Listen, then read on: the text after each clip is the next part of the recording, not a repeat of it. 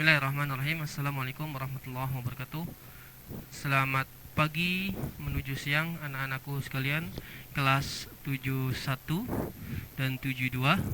Kali ini di video daring tutorial ini Bapak akan menjelaskan di mata pelajaran PPKN mengenai penetapan Pancasila sebagai dasar negara.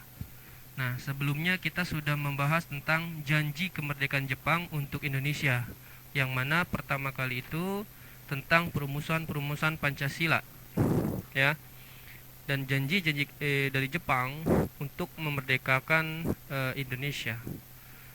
Ya, makanya dibentuklah panitia ya yang disebut dengan BPUPKI.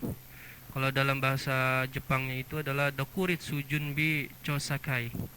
Nah, kali ini kelanjutan dari materi sebelumnya, kita akan menjelaskan penetapan Pancasila sebagai dasar negara.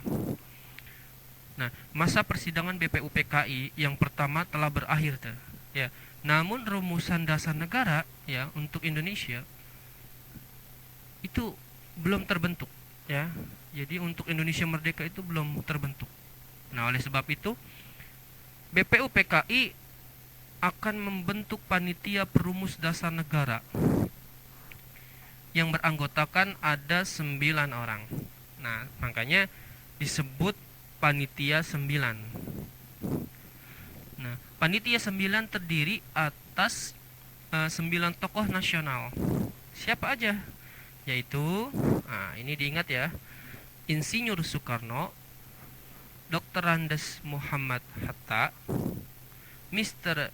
A.A. Maramis, Abi Kusno Cokro Sujoso, Abdul Kahar Muzakir, Kiai Haji Agus Salim, Mr. Ahmad Subarjo, Kiai Haji Wahid Hashim, dan Muhammad Yamin. Beliau-beliau adalah panitia 9 yang dibentuk ya dengan kebersamaan. Jadi di sini ada tokoh nasional. Selain tokoh nasional sebenarnya ada tokoh agama seperti Kiai Haji Agus Salim, ya, itu Kiai Haji Wahid Hashim. Nah, itu beliau adalah seorang ulama, ya.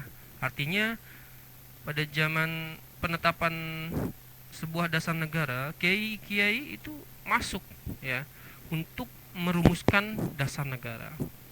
Ya, selain itu pun ada juga seorang sastrawan, salah satunya yaitu Muhammad Yamin. Jadi beliau selain tokoh nasional juga sebagai seorang sastrawan ya.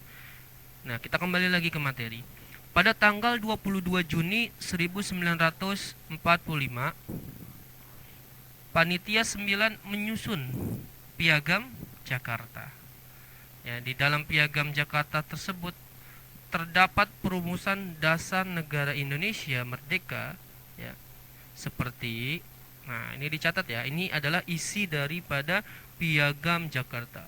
Nah, Piagam Jakarta ini adalah bentukan atau rumusan sebelum adanya Pancasila. Nah, isinya apa? Yaitu yang pertama, ketuhanan dengan kewajiban menjalankan syariat Islam bagi pemeluk-pemeluknya. Yang kedua, kemanusiaan yang adil dan beradab. Yang ketiga, persatuan Indonesia. Yang keempat, kerakyatan yang dipimpin oleh hikmat kebijaksanaan dalam permusyawaratan perwakilan. 5. Keadilan sosial bagi seluruh rakyat Indonesia. Nah, pada tanggal 10 sampai dengan 16 Juli 1945 diadakanlah sidang yang kedua BPUPKI. Sidang tersebut membahas perumusan terakhir ya dari materi Pancasila sebagai dasar filsafat negara ya, dilakukan dalam sidang BPUPKI yang kedua ini, di mana telah dibahas rancangan undang-undang dasar melalui suatu panitia perancang undang-undang dasar yang diketuai oleh Insinyur Soekarno. Nah, panitia tersebut kemudian membentuk panitia kecil ya yaitu perancang Undang-Undang Dasar beranggotakan 7 orang. Siapa saja anggotanya? Yang pertama adalah Profesor Dr. Supomo, Mr. Wongso Negoro, Ahmad Subarjo, Mr. R.P. Singkih, A.A. Maramis, Kiai Haji Agus Salim, dan Dr. Sukiman. Nah, Insinyur Soekarno melaporkan hasil kerja panitia perancang Undang-Undang Dasar ya pada sidang BPUPKI yang dilaksanakan pada saat itu tanggal 14 Juli 1945. Pada laporannya disebutkan ada 3 hal pokok. Nah, apa saja 3 hal pokok itu? Yaitu pernyataan Indonesia merdeka, ya. Yang kedua, pembukaan Undang-Undang Dasar, dan ketiga, Undang-Undang Dasar, ya, sebagai batang tubuhnya. Nah, itulah ya anak-anakku sekalian tentang penetapan Pancasila sebagai dasar negara. Nah, sampai di sini dulu materinya. Sebenarnya masih ada sambungannya ya, tapi kita sampai di sini dulu agar anak-anakku kelas 71 dan 72 bisa memahami apa yang telah disampaikan. Nah, oleh karena itu tetap semangat belajar, jangan menyerah ya, terus banyak membaca. Baik, itu saja materi pada hari ini yang Bapak sampaikan. Mohon maaf jika ada salah-salah kata.